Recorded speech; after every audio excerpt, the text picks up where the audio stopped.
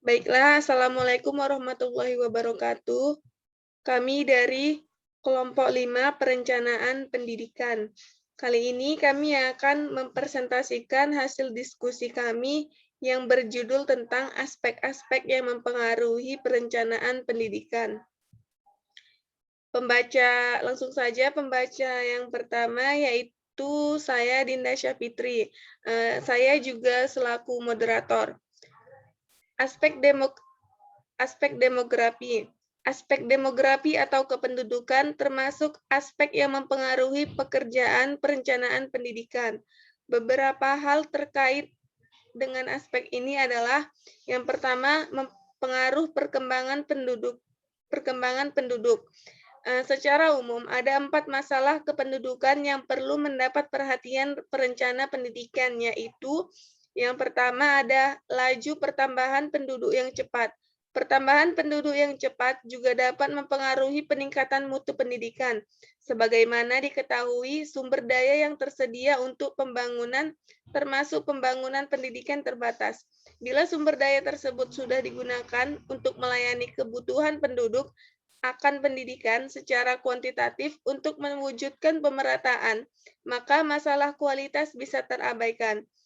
Yang kedua ada penyebaran penduduk yang tidak merata. Penyebaran penduduk merupakan salah satu aspek kependudukan yang perlu mendapat perhatian perencana pendidikan karena akan mempengaruhi pekerjaannya sebagai perencana. Penyebaran penduduk secara geografis terkait dengan penentuan lokasi dan besar sekolah yang akan dikembangkan ataupun dibangun. Yang ketiga ada komposisi penduduk muda yang banyak. Komposisi penduduk muda yang banyak berarti biaya yang ditanggung oleh penduduk yang produktif untuk usia muda ini meliputi pangan, kesehatan, perumahan, dan termasuk pendidik. Yang keempat ada mobilitas dinamika penduduk yang tinggi. Mobilitas penduduk adalah perpindahan penduduk dari suatu tempat ke tempat lain.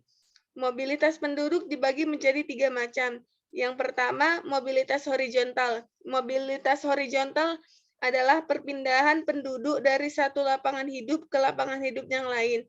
Yang kedua, ada mobilitas vertikal.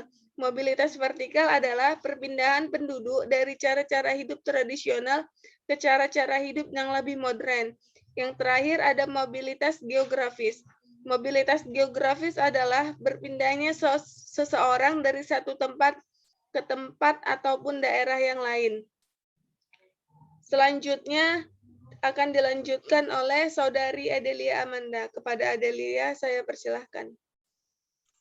Baiklah, saya Adelia Amanda akan melanjutkan pembacaan materi yaitu masih terkait dengan aspek demografi, yaitu mengenai pengaruh pendidikan terhadap perkembangan penduduk. Pengaruh tidak langsung pertambahan penduduk terhadap perencanaan pendidikan adalah menyangkut pengaruh dinamika kependudukan menembus semua sektor perencanaan ekonomi dan sosial, termasuk pendidikan, kesehatan, perumahan, komunikasi, pertanian, hukum, pertahanan, dan sebagainya. Perbedaan kualitas pendidikan antara kota dan desa yang cukup menjadi bahan pertimbangan baru bagi perencana pendidikan. Semakin tinggi angka partisipasi pendidikan kaum perempuan dalam pendidikan berdampak pada peningkatan angka partisipasi mereka dalam berbagai sektor pembangunan yang menyebabkan mereka tidak bisa mengurus sendiri anak-anak mereka dengan baik. Untuk menghadapi tantangan masalah kependudukan perencana, perlu memikirkan cara baru, termasuk perbaikan struktur dan isi pendidikan. Perencana perlu memikirkan bagaimana mengurangi perbedaan pemerataan dan mutu pendidikan. Nah, selanjutnya yaitu mengenai pengaruh pertumbuhan penduduk terhadap peningkatan mutu pendidikan. Meningkatnya jumlah penduduk usia sekolah masuk sistem pendidikan mengakibatkan meningkatnya kebutuhan dana untuk menyediakan fasilitas pendidikan seperti gedung, perabotan, dan lain-lainnya. Pengangkatan guru dan tenaga kependidikan yang baru, tenaga pembina, dan sebagainya. Perbaikan mutu dan relevansi sistem pendidikan yang sangat lambat menjadikan pendidikan kurang menarik dan menyebabkan meningkatnya putus sekolah dan pemborosan dalam sistem pendidikan. Selanjutnya yaitu mengenai pemerataan kesempatan belajar. Hasil kajian dalam pengalaman menunjukkan bahwa pendidikan yang merata dan baik merupakan salah satu persyaratan untuk suksesnya suatu usaha pembatas pertambahan penduduk. Pemerataan kesempatan belajar kepada setiap warga negara harus menjadi perhatian perencana pendidikan. Pemerataan kesempatan belajar dapat berupa pemerataan menurut pembagian wilayah, kota, dan desa, kemudian berdasarkan jenis kelamin, anak laki-laki dan anak perempuan, dan berdasarkan sara seperti suku, yaitu Jawa, Sunda, Dayak, Bugis, Banjar, dan lain sebagainya. Kemudian berdasarkan agama, baik itu Islam, Kristen, Hindu, Buddha, dan lainnya, dan ras asli, blasteran, dan lain-lainnya. Dan yang terakhir yaitu mengenai pengaruh perkembangan penduduk terhadap pencapaian sasaran siswa. Sekitar tahun 60-an, perencanaan pendidikan di banyak negara sibuk menghitung dan menetapkan sasaran mengenai presentasi penduduk yang bersekolah, SD sampai perguruan tinggi, dan yang melek huruf, perbandingan siswa dengan guru, dengan ruang belajar, dan sebagainya. 10 tahun kemudian sasaran tadi banyak yang tidak tercapai, malah makin jauh dari apa yang diharapkan sebagai akibat dari perkembangan ekonomi yang tidak seimbang dengan laju pertumbuhan penduduk. Di samping itu, perhitungan mengenai jumlah siswa juga meleset karena kurangnya memperhatikan faktor. Baiklah, sekian penambahan materi dari saya kembalikan kepada moderator. Selanjutnya materi akan dibacakan oleh Salma Khairiah Putri. Kepada Salma, saya persilahkan. Baik, terima kasih moderator. Jawaban perencana terhadap tantangan dinamika kependudukan.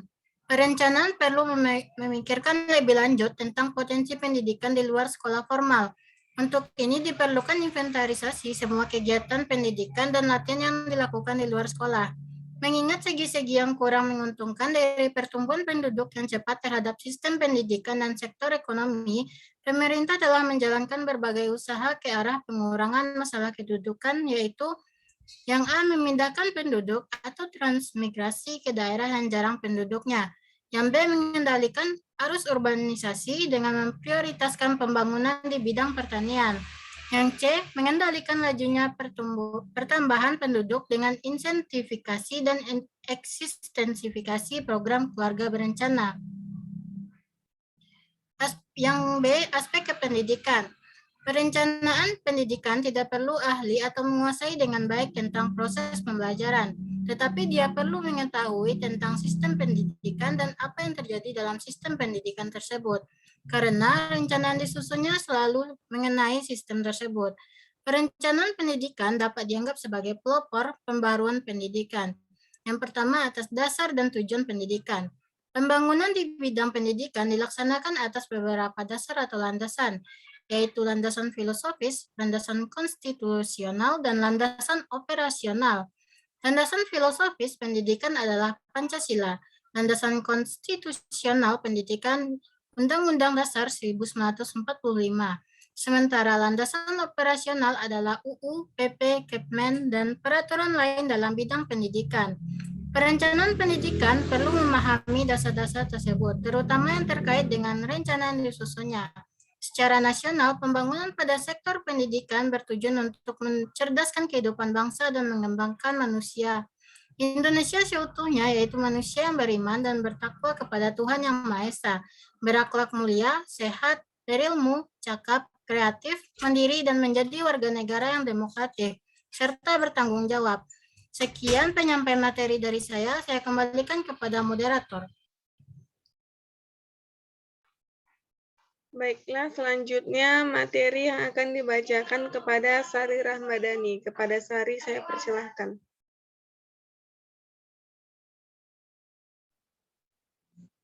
Baiklah, selanjutnya yaitu tentang struktur sistem pendidikan. Struktur sistem pendidikan di Indonesia menggunakan sertifikasi 3 tingkat, yaitu tingkat dasar, tingkat menengah, dan tingkat tinggi. Tingkat pendidikan dan lama belajar pada setiap tingkatan pendidikan dapat dijelaskan seperti di bawah ini. Yang pertama, tingkat pendidikan dasar, SD atau MI 6 tahun, dan SMP atau MTS 3 tahun. Yang kedua, pendidikan menengah, SMK atau SMA atau SMK atau MA 3 tahun.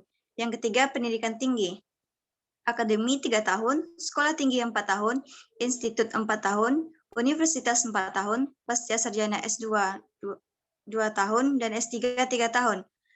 Tingkatan sekolah seringkali dikaitkan dengan umur anak didik, yaitu SD atau MI mempunyai kelompok umur 7-12 tahun, SMP atau MTS 13-15 tahun, SMA atau SMK atau MA 16-18 tahun, dan perguruan tinggi di atas 18 tahun.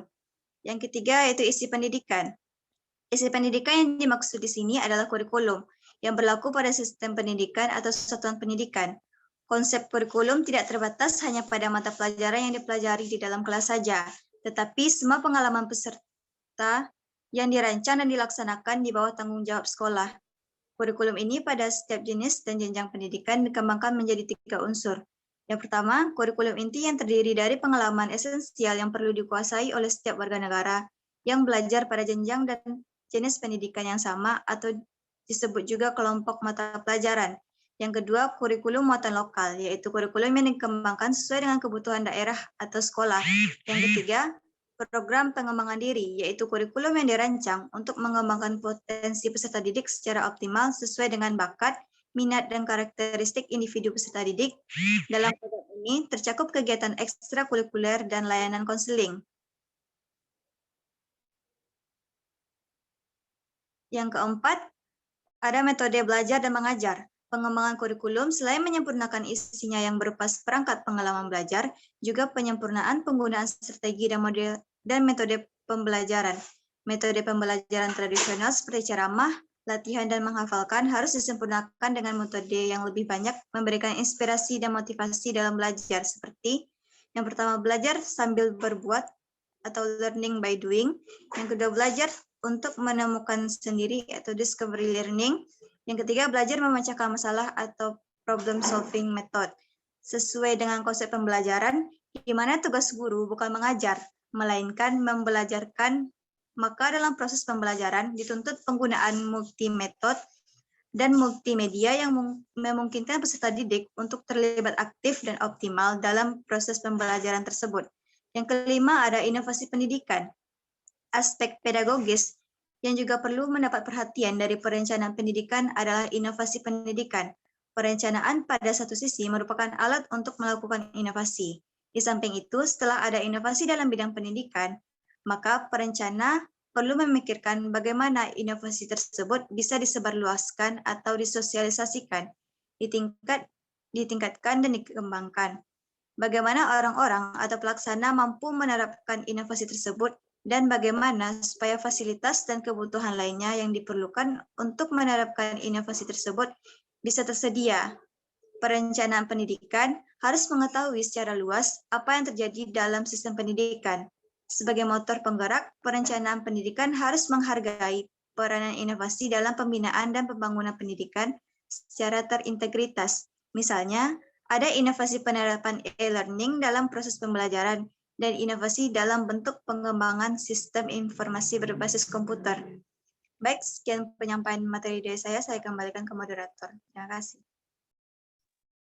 Baiklah, sekian penyampaian presentasi yang kelompok kami sampaikan. Lebih dan kurangnya kami mohon maaf. Assalamualaikum warahmatullahi wabarakatuh.